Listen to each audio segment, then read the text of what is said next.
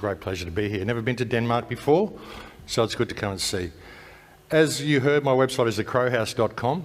I've got a wealth of information there, folks. The site's been going since probably 2007, 2008.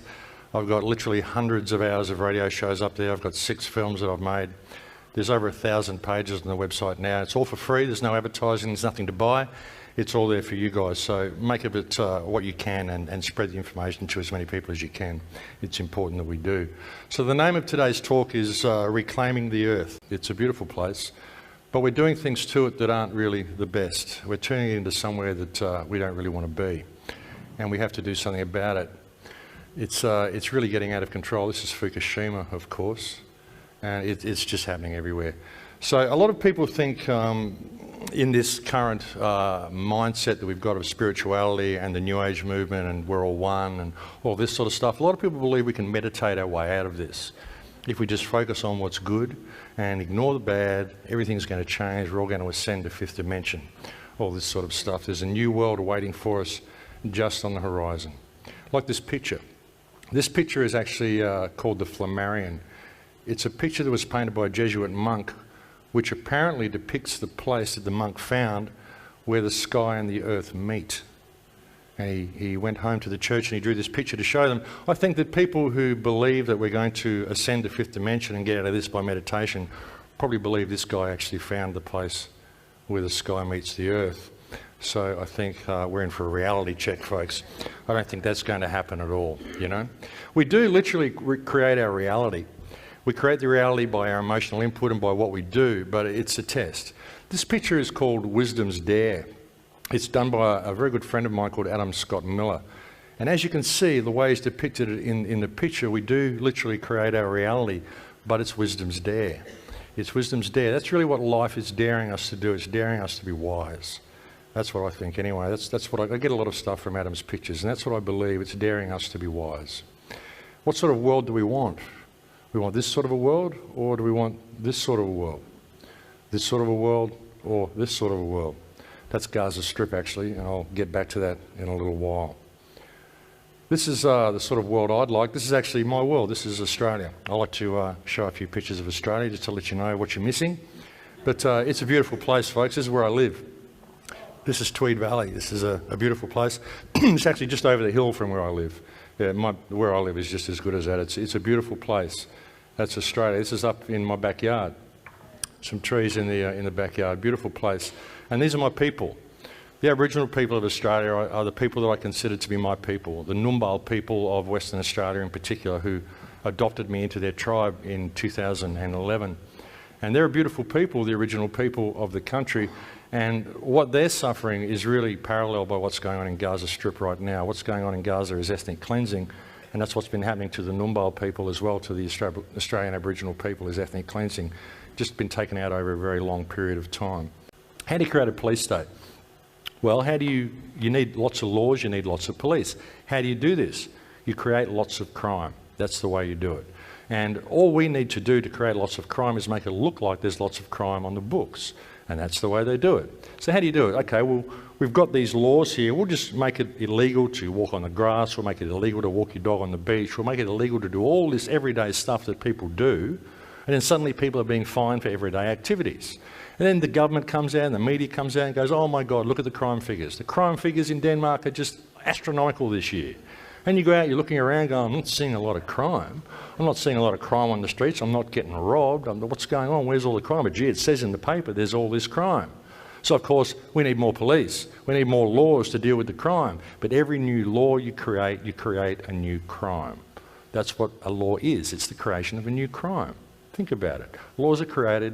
Crimes are created because laws are created.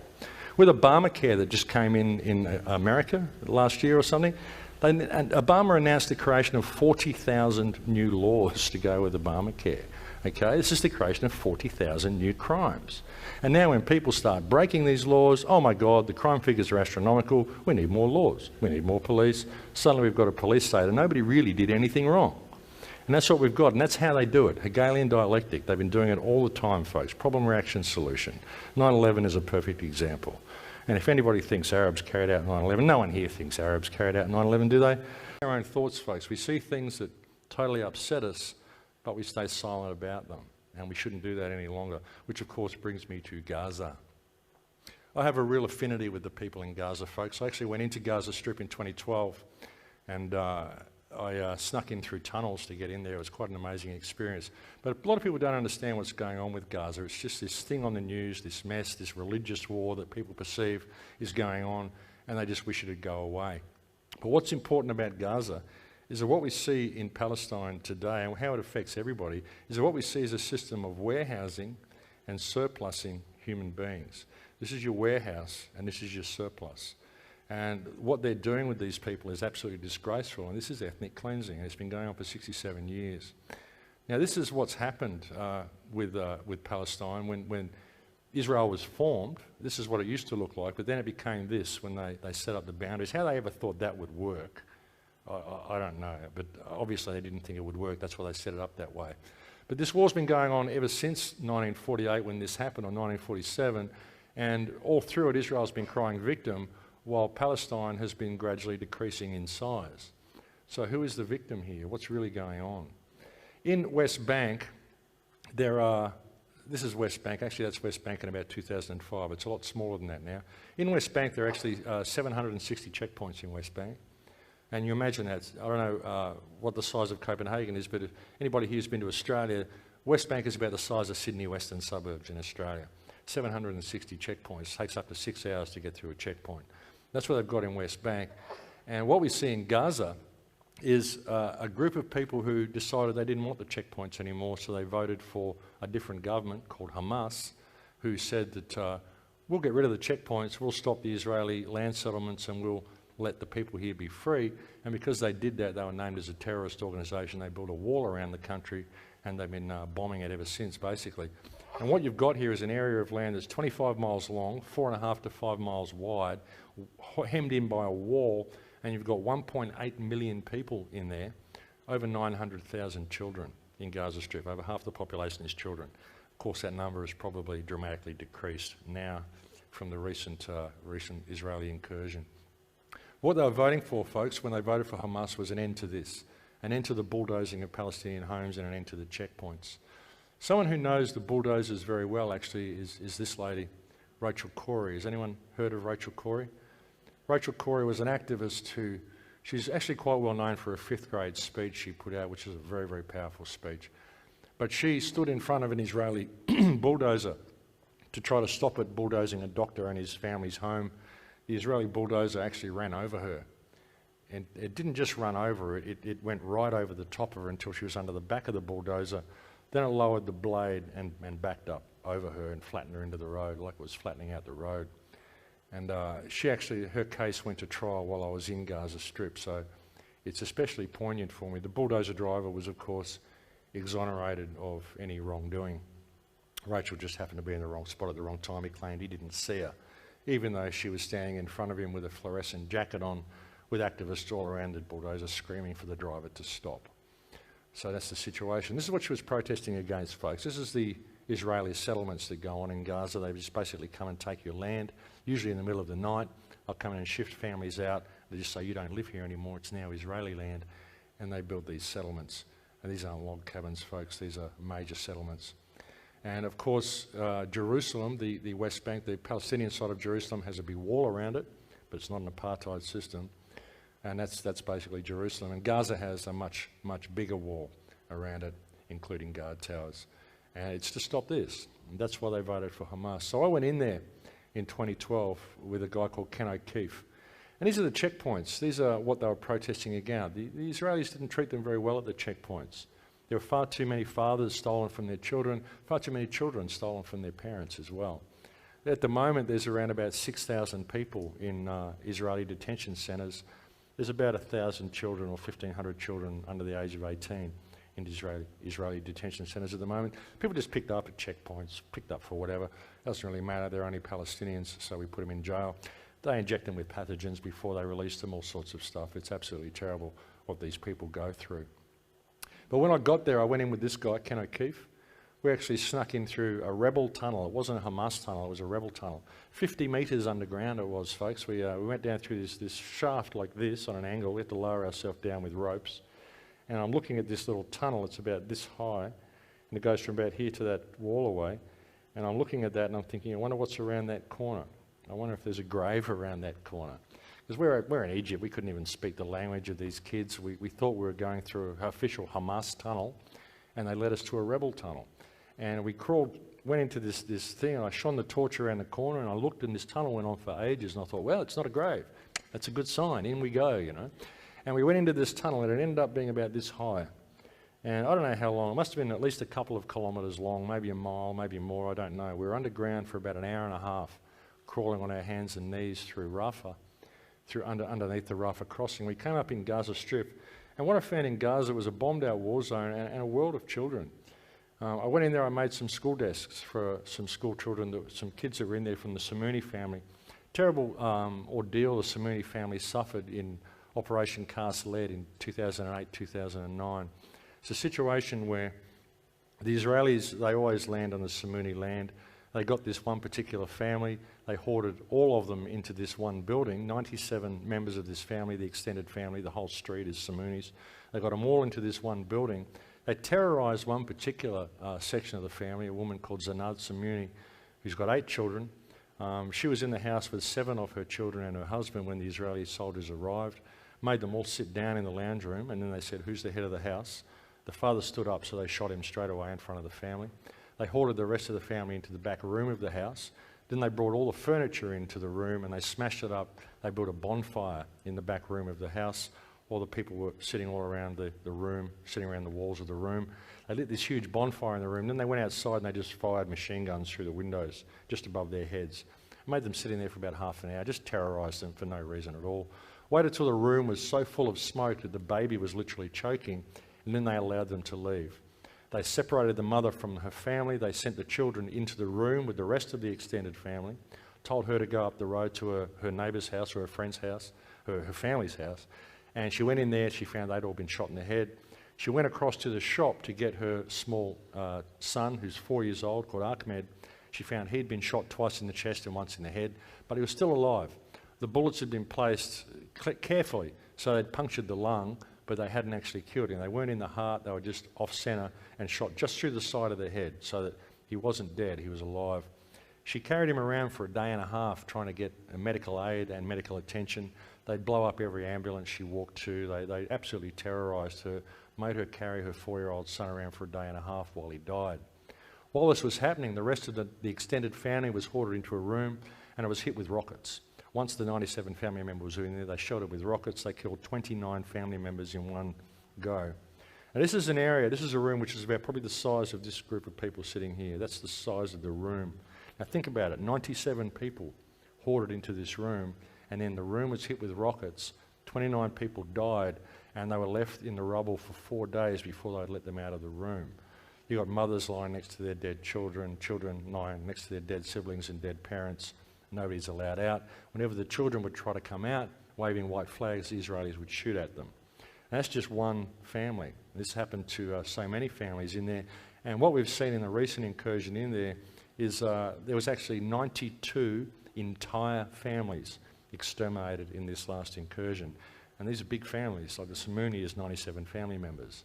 These are big families, folks, and it's a brutal occupation. So what I did when I went in there was I got the children from the Samuni family who are so traumatised they can't go to a normal school, and we turned the room that was actually hit by rockets that they've rebuilt into a schoolroom for the Samuni children because they want to learn. They want to learn how to read and write. They want to make a difference. They want an education. They want to be able to socialise with other children, but they can't go to normal school. So I built a school desk, a schoolroom for them while I was in there. It was a great thing to do. I was very happy that I could do it. This is the translator that we had there, Omar, young 21-year-old guy, 21 at the time, born in Palestine. Parents live in Dubai, but he was actually born in Palestine. He was living in Dubai, and when he turned 21, they told him, well, now that you're 21, we can't extend your permanent residence visa. You'll have to go back to Gaza. And they sent him back to Gaza Strip. He's been there for 2.5 years now, actually going crazy, can't get out. And that's the thing with Gaza, folks. Palestine isn't recognised as a country, so the people can't leave. You know, Israel says we give them warning, we're giving them they can leave if they want to, but they can't because they don't come from anywhere because Palestine isn't a country.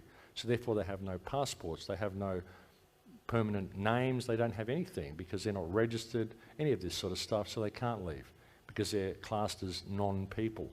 So that's the thing, they don't have a voice and they can't leave, and they're just subject to constant brutality. Gaza Strip is basically a modern day version of the Warsaw ghetto in Poland, only it's on a grander scale than the Warsaw ghetto was. I'm showing you these pictures because I want you to see these are just normal people.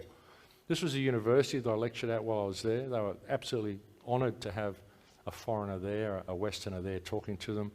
Absolutely beautiful people. And like I said, a world of children. This little girl here, Noor Samuni, is a dear little girl, and someone that I want to go in and make a documentary about. I was actually supposed to go in there next month, but Hamas has changed the rules. But like I said, folks, it was a world of children. Everywhere I went in Gaza, I saw children. Just children everywhere. Many of them, like this little fella, bearing the battle scars of war. This little guy here lost 5 brothers and sisters and both his parents in one day in that bombing that I told you about. And just children everywhere, folks, a world of children. This is a shelter in Samuni Street where about 15 children live. This little guy said, Max, take a picture of me on my front porch. You know, very proud that he's got his chair and his little table there and he's just sitting there on his front porch. This is the way they live, and they're quite happy about it. They're wonderful, positive people. Everywhere I went, I met beautiful people in Palestine. I didn't meet one terrorist the whole time I was there. And this guy, hey Max, great to see you. You know, and no child should have battle scars like these kids have. This is my friend Mace. You notice she's not wearing a hijab. So it's not Sharia law, it's not terrorists, it's not this hotbed of terrorists. This is a woman, a Muslim woman, with no hijab, that is fine, and she's just walking around Gaza, it's all good. And there's a large Christian population in Gaza Strip as well. I even went to one building there that was a mosque on one side and a church on the other. They go into the one building and they pray together. There's none of the division that we hear about this place. It's just a group of children who don't have a voice, a group of people who don't have a voice. And they're beautiful, beautiful little people, you know, they really are. And I want to go back and find Noor. I'm still going to go in and make a documentary about her. I still have to get in there. But I'm waiting to see if I can. This was saying goodbye to her. That was the second last photo I took of her. She came running up to me and said, Max, I can fit in your suitcase? And I said, yeah, I know you can, darling, but I can't take you with me. I wish I could. She doesn't have any parents, so and she could speak English with the kids that I was building the desk for, so we had a real bond, this little girl and I desperately want to go back in and find her and make a movie about her life. So this recent incursion, folks, Operation Protective Edge, they called it. When you look at this, even the propaganda in this, you know, notice you've got the Israeli forces, then Hamas forces. What about the 1.8 million civilians in there? It's just Hamas forces. And who are Hamas? Hamas are a legitimate resistance movement against a brutal Israeli occupation, but they're a government that was actually created by Israel as competition to Fatah, to get rid of Yasser Arafat. But when the people voted for them, oh, terrorist group. So now they do this. And this ground invasion that they did and this onslaught that they did was absolutely disgusting, folks. There's a couple of really disturbing images here I'm about to show you. I just want to warn you of that. But what they did, and why this is important for people to notice, what they did in Gaza Strip was they go in there and they use experimental weapons all the time. This is one of the main reasons they keep Gaza there, is because they can go in and test all their weapons on them. Now this here is what's called dime ammunition, dense inert metal explosive ammunition. And what this does, this shoots a bullet into a room, and then the bullet explodes in the middle of the room and it shoots out micro shrapnel. And the micro shrapnel will literally tear flesh from the body, but it won't damage the furniture. It won't take the paint off the walls, it'll only affect soft tissue. And I don't know who would even think about this stuff. I mean, who would use this sort of stuff? But that's what they were using against the people in Gaza Strip. And these weapons are designed to, if they don't kill you, they will maim you horribly. In the latest incursion into Gaza Strip, we've heard that about 378 children or something were killed. There's also hundreds upon hundreds of disabled children now from this latest incursion into Gaza. And remember, most of Gaza is children. When you go and have a war against Gaza Strip, you're waging a war against children. That's what's going on there. And they dare to slander them while they do it by calling them terrorists. Now this ammunition, it literally tears the flesh from the bones, folks. It's absolutely shocking. These are wounds that you can't treat. These are the wounds of nightmares. And this is what they do to people, you know. Another favourite is this, fleche bombs. They were using this in Gaza Strip as well. Fleche bombs, these are micro darts. that are designed in such a way as to make them almost impossible to remove from the body. They come in creative designs too. Let's get creative about it. And what these things do, this is one of the delivery systems. They shoot that into a room. All those little dots there, they're not ball bearings. These are those little spikes that I just showed you. And these go out into the room and they cause the most horrible wounds you can imagine. And they're almost impossible to remove from people's bodies because there's so many of them. Of course, if they hit you close up, they cause a little bit more damage. I thought I'd only pause on that one for a second. Another favourite one is white phosphorus that they use in Gaza. White phosphorus is a banned chemical weapon. It burns you from the inside out. It sucks all the oxygen out of your body. Your body has got a lot of oxygen in it, folks. If it lands on your body, it burns at about 1500 degrees and it sucks all the moisture out of your body, as you can see by this body lying here. They used that extensively in 2008 and it was classed as a war crime. It is a war crime. And these are pictures taken from July 2014.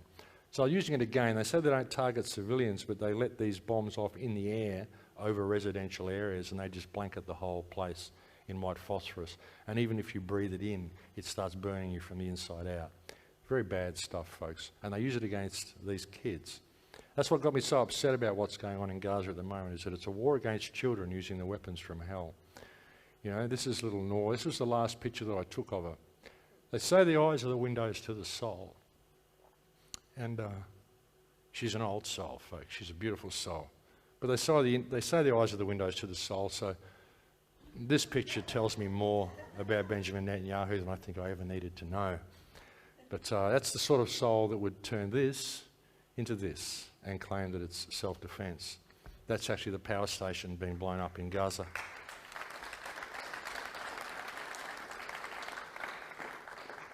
That's the power station. They blew that up on what is essentially the Muslim Christmas Day. And when they did it, they said, we're putting the people in Gaza on a diet. That's the sociopathic nature of these people, you know. It's absolutely terrible, folks. Make no mistake about it, it's a war crime. Everything that's happened in Gaza is a war crime. And the most important thing about it is that it's been carried out against a civilian population by a major Western country, a major superpower, a member of G8.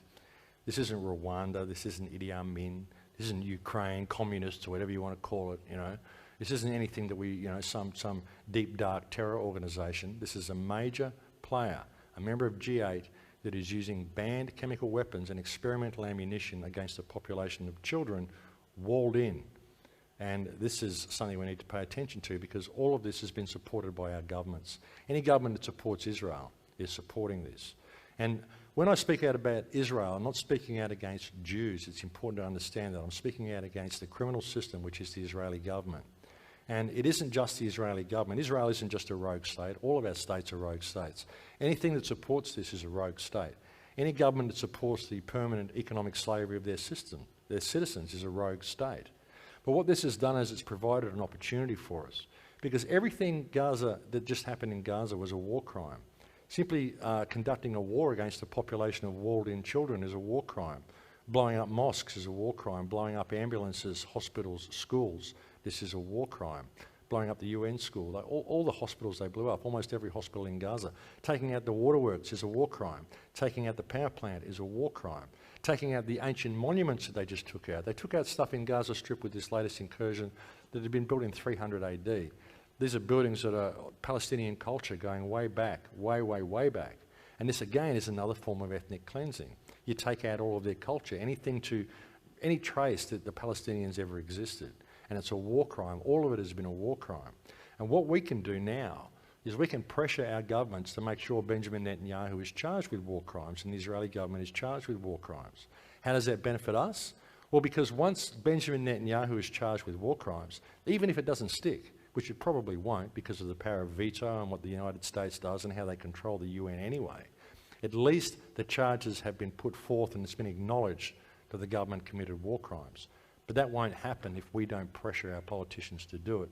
But the thing is, as soon as they do, it opens the floodgates for us to charge our own governments with war crimes for supporting this war crime.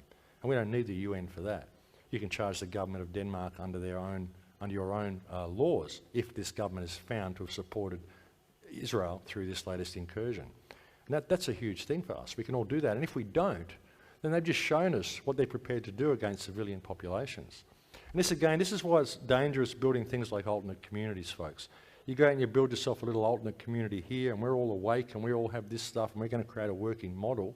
They like you to do that because you're not participating in this community while you do it. And all they've got to do is name someone in your alternate community as being a terrorist, and bang, you're a terrorist cell. They can spin it in the media any way they want. They can surround you and they can wipe you out with the weapons from hell because they've just been legitimised by this latest incursion.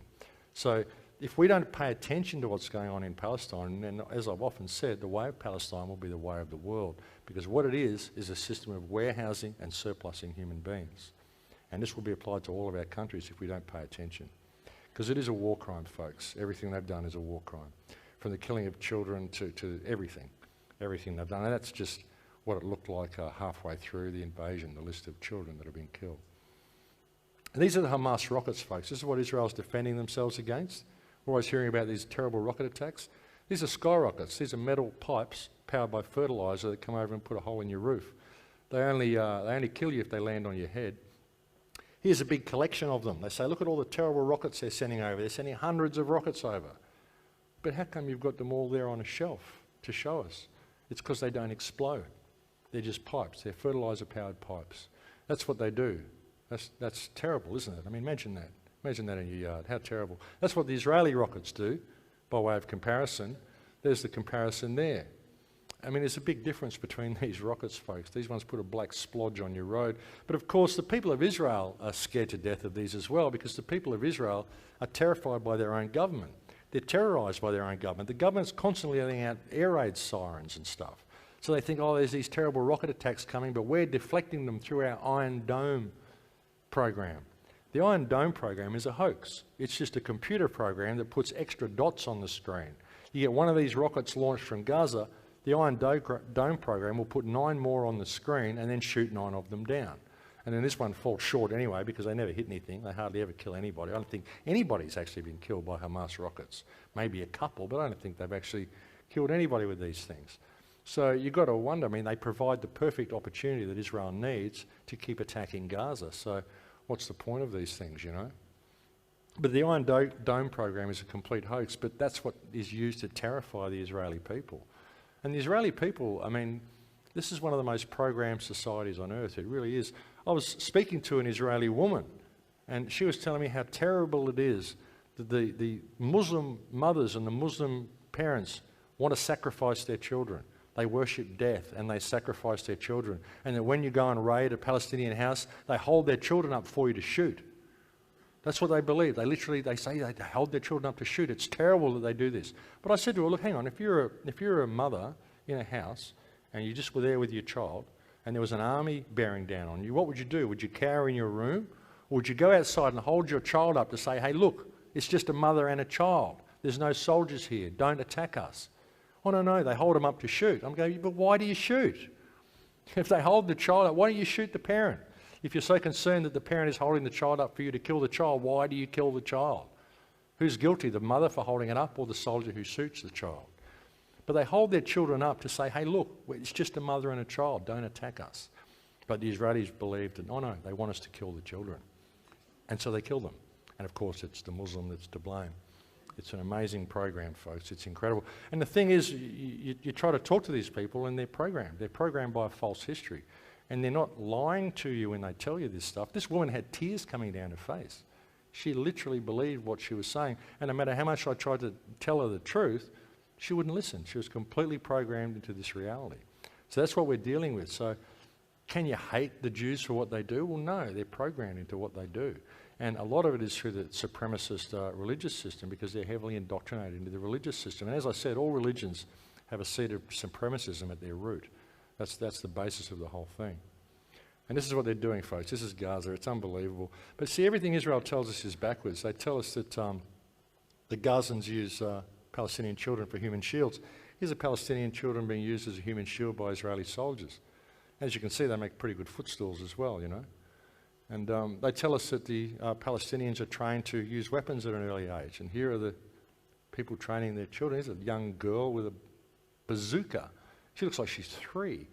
And this young kid here looks like he's like 3 years old. But these guys doing battle training. Nice Uzi, Dad. You know, so there's a weird thing going on here. They tell us that these Hamas terrorists are always threatening themselves, but I don't know, folks. I was in Gaza, and look at these guns. What are these guns? These are AR-15s or M16s. These are American weapons. You don't see people in Palestine using American weapons. They use Kalashnikovs, Russian weapons you can use in the desert. You can't use American weapons in the desert. They jam up too much. But we're told all these guys have always got masks on when we see them, you know, so I don't know. I just wonder about all this stuff. Of course, there's this guy. Here he is wearing a Star of David, this Hamas soldier wearing a Star of David on his neck. His shirt's popped open. That's a bit unusual, isn't it?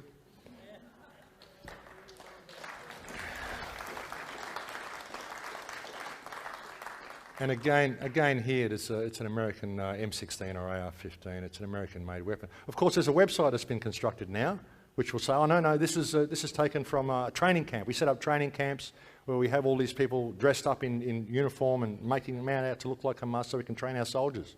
But of course, that website came out after I found this photo.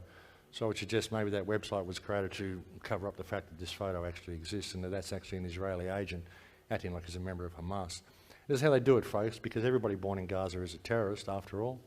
That's what Benjamin Netanyahu said. He said that you go into the houses in Gaza, and every house there'll be the kitchen, and then the bedroom, and then the rocket room. That's what's in every Israeli. And he said that they're all terrorists. Every man's a terrorist. All the women are terrorists, and all the children grow up to be little terrorists. You know, that's what they train us. That's what they think. But they're not terrorists. They're resistance fighters. So that's all you've got to do to be a terrorist, folks, is to question the system. If you fight back, you're a terrorist. And they're setting the standard for that now with this latest ISIS stuff. I mean, who believes this ISIS thing? And everyone's seen this beheading, this jihadi Jack? I mean, these fake videos they're putting out of the beheadings. I mean, and then you've got all these new laws coming in England to counteract this. I mean, it's very obvious where they're going, folks. It's very obvious where they're going. And you can't talk about it. You can't ever talk about it. As this guy said, this is a friend of mine, Gilad Atzmon, wrote a great book called The Wandering Who. And he made a great quote, which I have to share with you, that the real meaning of Jewish power is the capacity to silence any discussion about Jewish power. That's the thing. So what is Jewish power? I mean, the whole thing has been constructed as a mechanism to destabilise the Middle East. Is the power really Jewish? Is that who's really in control of Israel? I don't believe it is. I believe these people are Khazars that came from Europe anyway, and the whole thing's puppeteered by the banking cartels. But what it is a model where they use experimental weapon and they have a system of surplusing and warehousing human beings. That's what it is. It's all related. That's why our government support it all. It isn't the Jews doing this. It isn't even Israel doing it. It's this whole corporate system that's doing it. That's the thing. So you can't hate the Jewish people. You just got to realise how this has been set up. Sure, there's a group of Israelis who call themselves Jews that are doing a lot of bad stuff, but is it really the Jewish people? You know, I don't believe that it is. But that's what silences us, folks. We're just not allowed to talk about any of this stuff.